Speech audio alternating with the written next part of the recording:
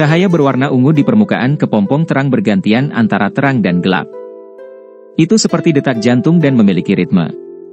Jika seseorang dengan indera tajam hadir, dia akan dapat merasakan bahwa setiap kali cahaya pada kepompong cahaya berubah, energi alami di dalam lembah akan sedikit berfluktuasi. Sejumlah besar energi akan diserap ke dalam kepompong cahaya, menyebabkan cahaya pada tubuh kepompong menjadi lebih terang. Medusa duduk bersila di atas batu besar tidak jauh dari kepompong ringan. Tatapannya terfokus pada aktivitas kepompong ringan. Beberapa saat kemudian sebelum dia sedikit santai, dia mengalihkan pandangannya dan mengamati gua gunung di bawah dinding gunung di mana aroma pil yang kaya terus mengalir keluar. Dia tanpa daya menggelengkan kepalanya. Sudah sebulan sejak Xiao Yan memasuki gua untuk mengolah pil obat. Namun, dari kelihatannya, sepertinya tidak ada tanda-tanda akan berakhir. Pada saat yang sama, Xian berhenti memberikan respons lain setelah berubah menjadi kepompong ringan 3 hari lalu. Dia berulang kali menyerap energi alam sekitarnya setiap hari. Namun, tidak ada sedikit pun perubahan pada tubuhnya. Melihat situasi ini, satu orang sedang memurnikan pil sementara yang lain berubah menjadi kepompong untuk meningkatkan pangkatnya. Dengan cara ini, hanya Medusa yang menjaga lembah gunung ini. Dia secara alami agak bosan karena ini. Namun, Xiao Yan dan Xian tidak bisa diganggu saat ini. Jika mereka diganggu selama periode waktu ini, masalahnya bisa menjadi bencana. Karenanya, dia hanya bisa menjaga lembah ini sepanjang hari. Bahkan ketika dia sesekali meninggalkan tempat itu, dia telah berusaha sebaik mungkin untuk segera kembali secepat mungkin. Penjagaan yang membosankan semacam ini menyebabkan dia merasa sangat tidak berdaya. Penjagaan yang membosankan semacam ini berlanjut selama sekitar 5 hari sebelum dipecah oleh aktivitas tidak biasa yang ditransmisikan dari gua gunung. Pada hari ini, Medusa masih berlatih dengan mata tertutup seperti yang selalu dilakukannya. Dia secara alami mengalihkan sebagian perhatiannya ke kepompong ringan saat dia berlatih. Pada saat inilah gua, yang tadinya sunyi, tiba-tiba mengeluarkan ledakan yang mengguncang bumi. Seluruh lembah berguncang di bawah ledakan ini.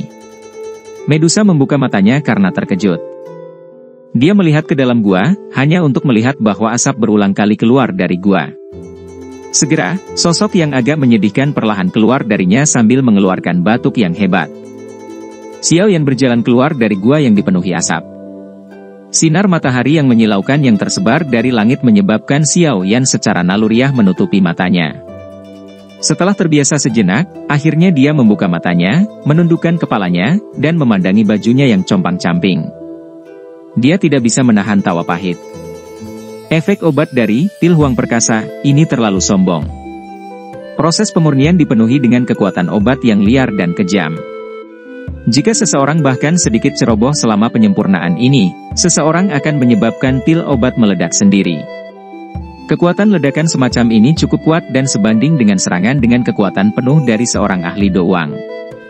Ketika Xiao Yan sedang menyempurnakan pil ini selama beberapa upaya sebelumnya, dia akan dengan cepat menyebarkan nyala api saat kekuatan obat dalam pil obat menunjukkan tanda-tanda tidak stabil. Meskipun ini akan menyebabkan bahan obat di dalam kuali hancur, setidaknya lebih baik dari segi keamanannya. Masalah kecil telah terjadi selama beberapa upaya Xiao Yan untuk memperbaiki pil Huang Perkasa dengan sangat hati-hati. Beberapa hari yang lalu, 3 pil Migti Huang yang dibutuhkan Xiao Yan telah berhasil disempurnakan oleh Xiao Yan.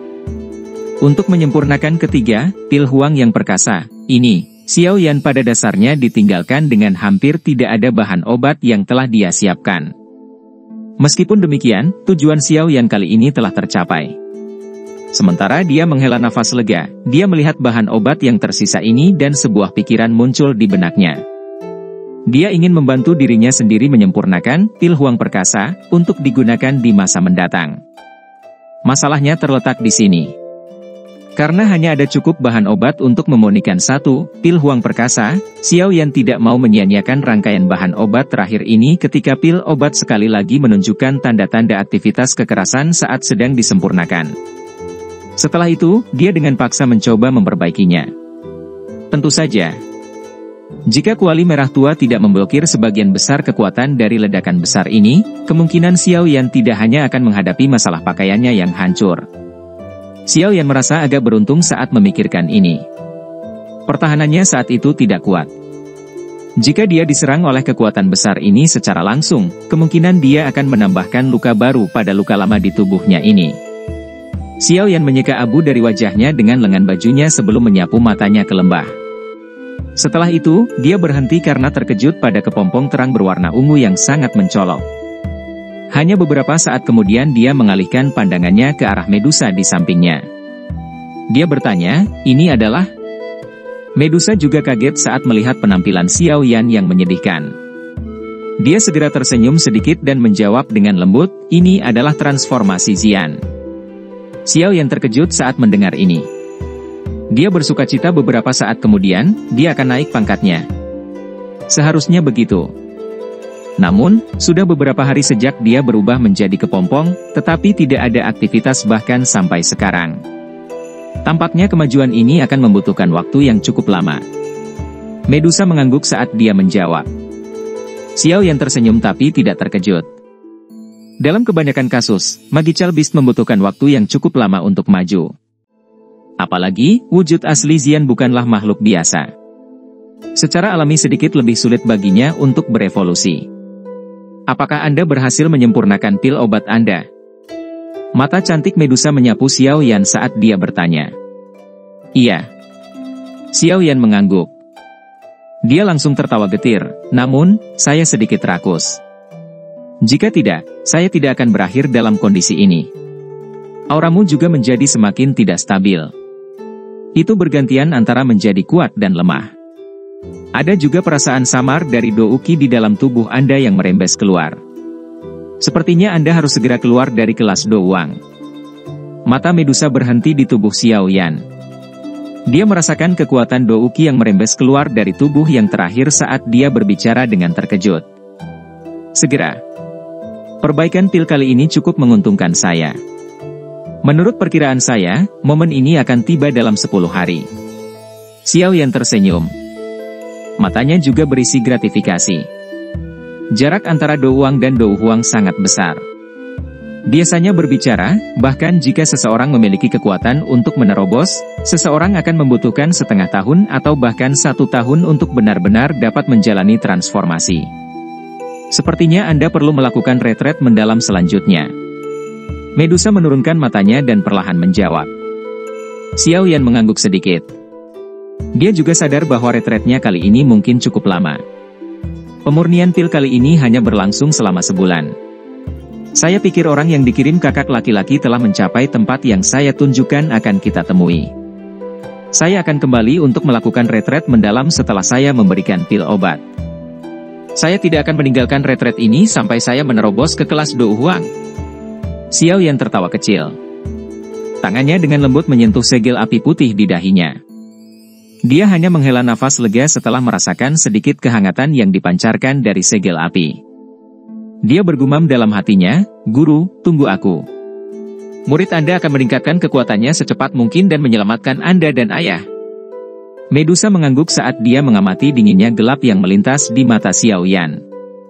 Dia secara acak berkata, "Tenang. Saya akan membantu melindungi Anda saat saya menonton Xian." Xiao Yan tersenyum saat mendengar ini.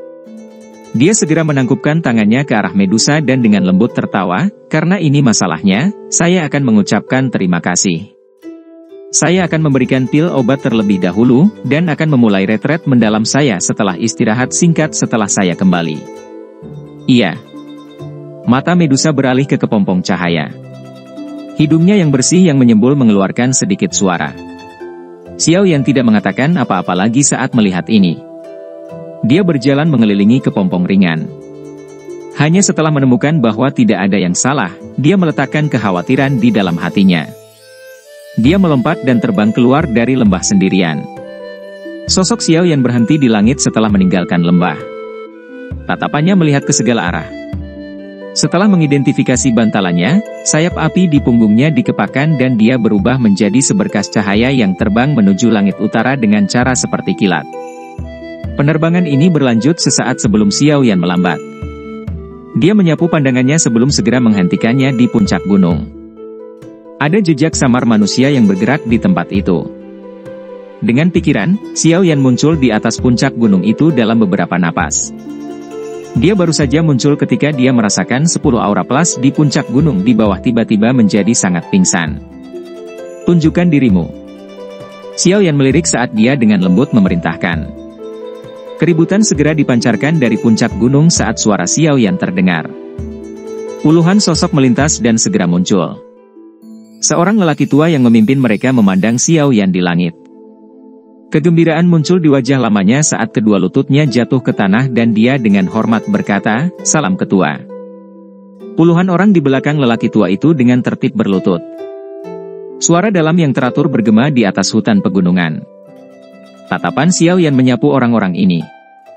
Akhirnya, matanya berhenti di dada mereka. Ada lencana hijau giok hadir di sana, dan teratai api yang indah digambar di lencana itu. Xiao Yan perlahan mendarat saat dia bertanya dengan acuh tak acuh, "Apakah kamu orang yang dikirim kakak?" Orang tua itu dengan cepat membungkuk dan melangkah maju ketika dia mendengar ini. Dia mengeluarkan gulungan dari cincin penyimpanannya dan menyerahkannya dengan kedua tangan sambil berbicara dengan hormat. "Kepala, orang tua ini bernama Bai Li Sheng. Saat ini saya adalah diaken dari Yan Alliance. Saya memang dikirim oleh Elder Xiao Ding kali ini." Xiao Yan menerima gulungan itu dan perlahan memindainya. Baru setelah itu dia mengangguk sedikit sambil tersenyum dengan makna yang lebih dalam, "Kalau begitu aku akan merepotkanmu. Saya masih memiliki beberapa hal yang harus dilakukan dan tidak dapat kembali ke ibu kota. Karenanya, grup Anda akan bertanggung jawab untuk mengawal hal-hal ini kembali. Ada jejak spiritual saya dalam hal-hal ini. Saya secara alami akan memiliki kemampuan untuk menemukannya jika Anda mengalami ketidakberuntungan karena dirampok di sepanjang jalan. Chief, Anda dapat yakin. Benar-benar tidak ada orang di dalam Kekaisaran Jiama yang berani menyentuh hal-hal yang menjadi milik aliansian kami." Bai Li Sheng buru-buru mengangguk dan menjawab. Dia secara alami dengan jelas menyadari arti lain dalam kata-kata Xiao Yan. "Iya. Karena itu masalahnya, kamu harus cepat pergi. Beritahu kakak setelah Anda kembali bahwa saya akan melakukan retret selama setengah tahun atau 1 tahun. Katakan padanya untuk membuat keputusan untuk semua masalah aliansian selama periode waktu ini." Xiao Yan melambaikan tangannya dan memerintahkan. "Iya." Tanggapan hormat dipancarkan dalam radius 50 km. Orang tua itu segera mundur. Hanya setelah dia mundur beberapa puluh meter, dia melambaikan tangannya dan memimpin beberapa lusin orang, yang cukup kuat, ke dalam hutan dengan cara yang terlatih dengan baik. Akhirnya, mereka dengan sigap meninggalkan gunung di bawah naungan lautan pepohonan. Xiao Yan mengirim kelompok pengawal ini dengan matanya. Dia mengangguk sedikit.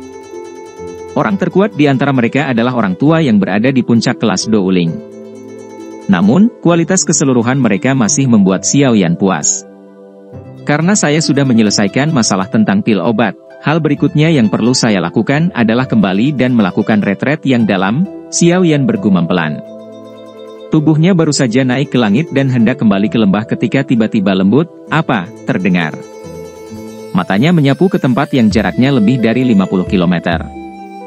Jejak spiritual yang dia tinggalkan sedang dikirim dari sana. Tempat itu adalah, mata Xiao Yan berkedip sedikit. Sesaat kemudian, dia berbisik, "Kota Kingshan."